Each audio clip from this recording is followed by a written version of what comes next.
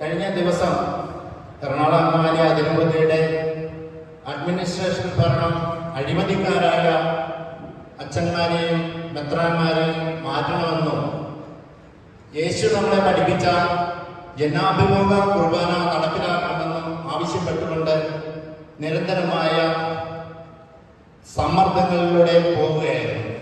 എന്നാൽ ഇതിന് പരിഹാരം ഉണ്ടാകാത്ത സാഹചര്യത്തിലാണ് കഴിഞ്ഞ ബുധനാഴ്ച മുതൽ വ്യാഴാഴ്ച മുതൽ നമ്മളുടെ അതിരൂപതയിലെ 21 വൈദികർ, നമ്മുടെ ഇടവക വികാരി അലക്സച്ചൻ ഉൾപ്പെടെ 21 വൈദികർ അവരുടെ ആസ്ഥാന മന്ദിരമായ അവരുടെ തറവാട് വീടായ അരമനയിൽ കയറി ഉപവാസ പ്രാർത്ഥന നടത്തുകയുണ്ടായി. ഈ ഉപവാസ പ്രാർത്ഥന ഒരു ദിവസം പിന്നിട്ട് പിറ്റേ ദിവസം രാത്രിയുടെ യാമങ്ങളിൽ സ്റ്റേറ്റ് ഗവൺമെന്റിന്റെ പോലീസ് വന്ന് അവരെ അതികഠിനമായി പീഡിപ്പിക്കുകയും അവരെ അതിരൂപതയിൽ നിന്ന് രൂപതയുടെ മതിൽക്കെട്ടിൽ നിന്ന് വലിച്ച് ഇഴച്ച് പുറത്തു കൊണ്ടുപോവുകയും ചെയ്തു. ഞാൻ പറയുന്നു, അലക്സച്ചൻ മേളൂരിന്റെ പള്ളിയുടെ ചരിത്രത്തിൽ അലക്സച്ചൻ ഇഞ്ചിപ്പറമ്പിൽ അച്ഛൻ കഴിഞ്ഞാൽ ധീരനായ ഒരു അച്ഛൻ ഉണ്ടെങ്കിൽ അത് അലക്സച്ചനാണ് എന്ന് ഞാൻ പറയുകയാണ്. ഇതെനിക്ക് എല്ലാവരും സഹിക്കാൻ പോകുന്നുണ്ട്. പെട്ടെന്ന് തീരും, 10 മിനിറ്റ് മാക്സിമം. പ്രിയപ്പെട്ടവരെ, നമ്മൾ വിശുദ്ധ കുർബാന അർപ്പിച്ചു കഴിഞ്ഞു. ഈ കുർബാനയിൽ കണ്ണടച്ച ഭക്തിയോടെ പ്രാർത്ഥിച്ച് ദൈവാനുഭവം കിട്ടും. നമുക്ക് വിശുദ്ധ കുർബാന അർപ്പിക്കുക എന്ന് പറഞ്ഞാൽ ഈ പള്ളിയുടെ അകത്ത് അരമണിക്കൂറോ 1 മണിക്കൂറോ ഉള്ള ഒരു പ്രാർത്ഥനാ ശുശ്രൂഷ മാത്രമല്ല. ഇത് കഴിഞ്ഞ് വീട്ടിലെത്തുമ്പോൾ സുഖമില്ലാതെ കിടക്കുന്ന അപ്പൻ, അമ്മ പ്രാർത്ഥനയോടെ സ്നേഹത്തോടെ അപ്പനെ ശുശ്രൂഷിക്കുന്നത് ഈ കുർബാന അനുഭവത്തിന്റെ തുടർച്ചയാണ്. സ്കൂളിലെത്തി ടീച്ചർ ക്ലാസ്സിൽ നന്നായിട്ട് പഠിപ്പിക്കുന്നത് ഇത് കുർബാന അനുഭവത്തിന്റെ തുടർച്ചയാണ്. നമ്മൾ ചെയ്യുന്ന ജോലികളൊക്കെ അർപ്പണബോധത്തോടെ, വിശ്വാസത്തോടെ, സ്നേഹത്തോടെ ചെയ്യുമ്പോൾ വിശുദ്ധ കുർബാന അർപ്പണം നമ്മൾ തുടരുകയാണ്.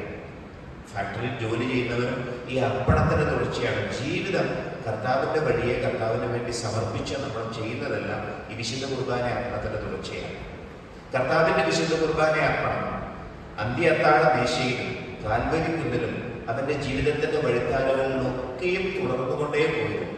അതിന്റെ നടുവിൽ സംഭവിക്കുന്ന ഒന്നാണ് ഈ അപ്പം മുറിക്കൽ ശുശ്രൂഷ.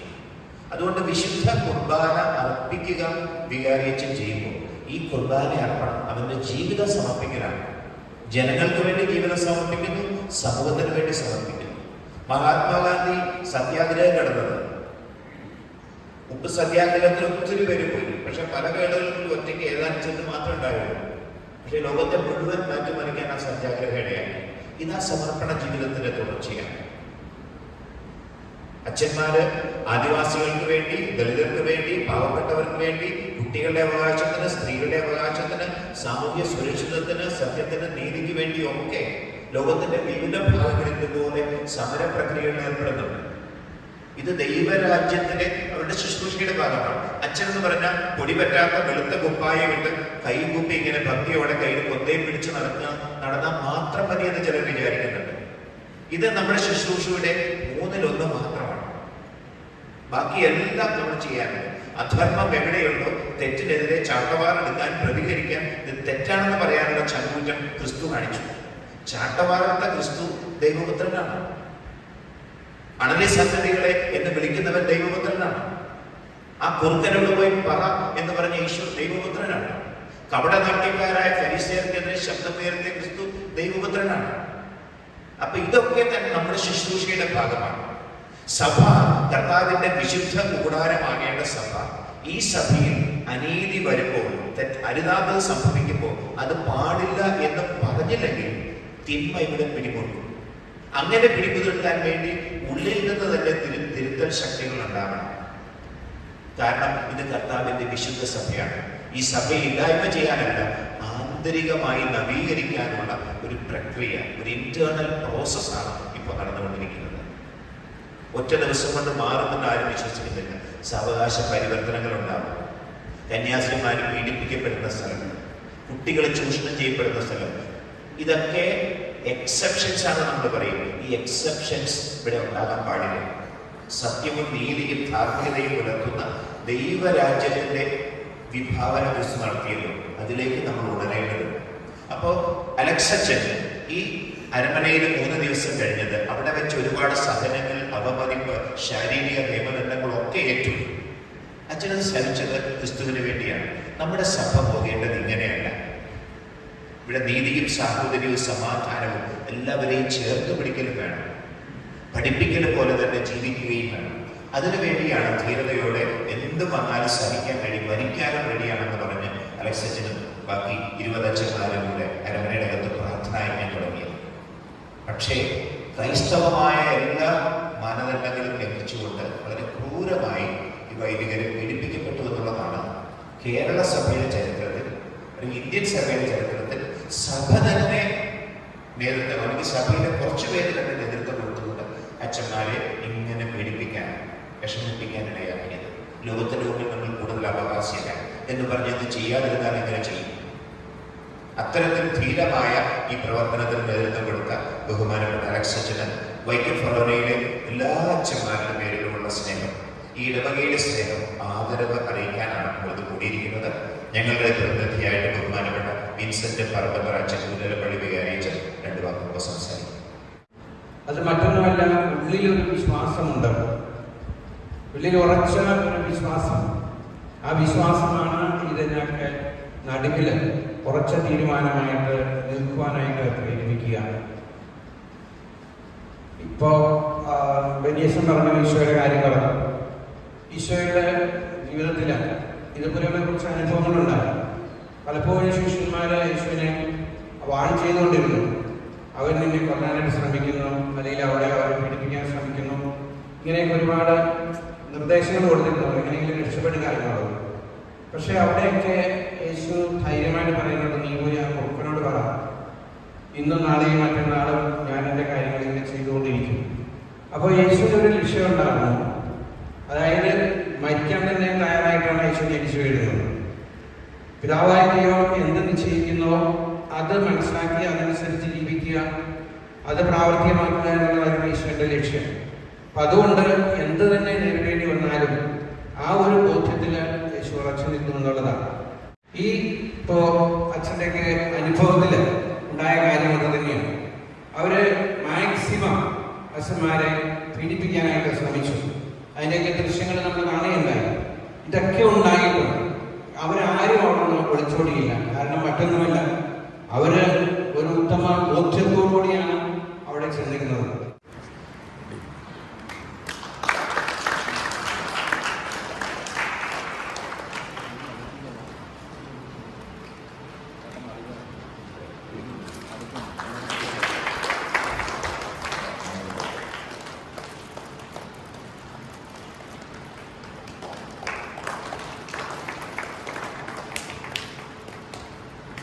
എല്ലാവർക്കും അലക്സിന്റെ ഒരുപാട് നന്ദി പറയും.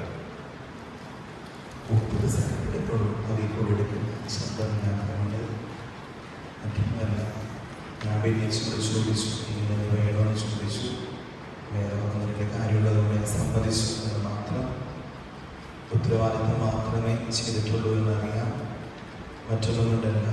ഇവരുടെ എല്ലാം വിചാരം ഇസ്രായേലായാലും ഈ പറഞ്ഞ നേതൃത്വത്തിലുള്ളവരായാലും എല്ലാവരുടെയും വിചാരം തെരുവിലൂടെ ആയാലും വലിച്ചു വെച്ചുകൊണ്ട് പോയാലും മേളിൽ നിൽക്കുന്ന ഉടുപ്പ് വലിച്ചു കീറിക്കളയാലും കയ്യോ കാലോ പൊടിച്ചാലും വഴിയിൽ കൊണ്ടുപോയിട്ടാലും ഉള്ളിൽ സ്വീകരിച്ച തമ്പുരാൻ ഇല്ലാതെ ആകുമെന്ന്. തമ്പുരാൻ നമുക്ക് തന്നതുപോലെ ഏൽപ്പിക്കപ്പെട്ട ഉത്തരവാദിത്തപ്പെട്ടവരായിട്ട് സ്വീകരിച്ച് തമ്പുരാന് കൂടുതൽ മനോഹരമായി തിരികെ കൊടുക്കണമെങ്കിൽ ഇന്ന് നമ്മളായിരിക്കുന്ന തലമുറ ക്ലേശങ്ങളിലൂടെ കടന്നുപോകണം.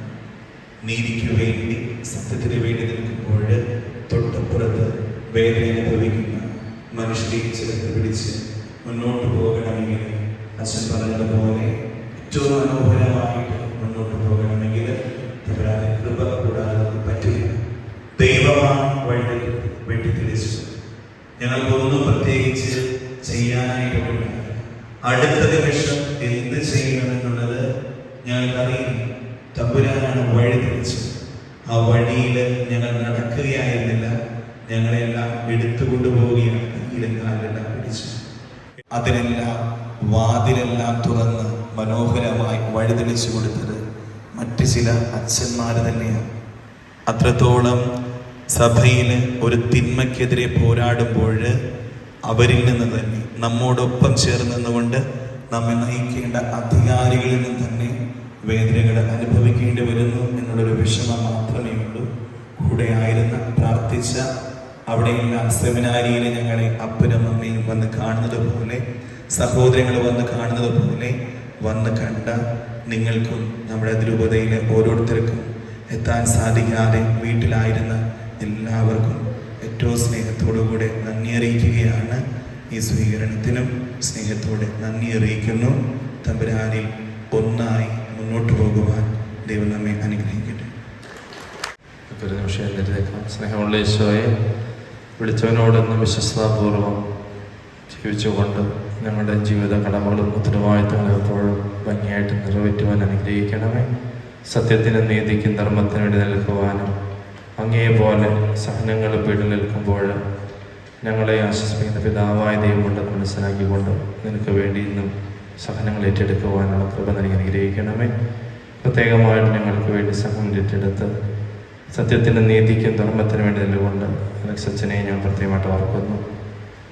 പ്രത്യേകിച്ച് രൂപതയുടെ വിശുദ്ധീകരണത്തിന് വേണ്ടി, സഭയുടെ വിശുദ്ധീകരണത്തിന് വേണ്ടി അലക്സച്ചനെയും മറ്റെല്ലാ 21 അച്ഛന്മാരെയും ദൈവങ്ങളാക്കിയത് ഞങ്ങളുടെ കൂട്ടായ്മയുടെ ആ കൃപ എന്ന് നഷ്ടപ്പെടാതെ ദൈവത്തിൽ ആശ്രയിച്ചുകൊണ്ട് ജീവിക്കുക ഞങ്ങളെല്ലാവരെയും അനുഗ്രഹിക്കണമേ. എറണാകുളങ്ങളിലെ രൂപതയിലെ എല്ലാ വിശ്വാസികളെയും സമർപ്പിതരെയും പ്രത്യേകിച്ച് മേഖലയുടെ ഇടവയിലെ എല്ലാ വിശ്വാസികളെയും ഇടവജനങ്ങളെയും ഞാൻ പ്രത്യേകമായിട്ട് ഓർക്കുന്നു. അച്ഛനോടൊപ്പം ഇനിയും കൂടുതൽ നന്മകൾ ചെയ്യുവാൻ ദൈവം എല്ലാവരെയും അനുഗ്രഹിക്കട്ടെ.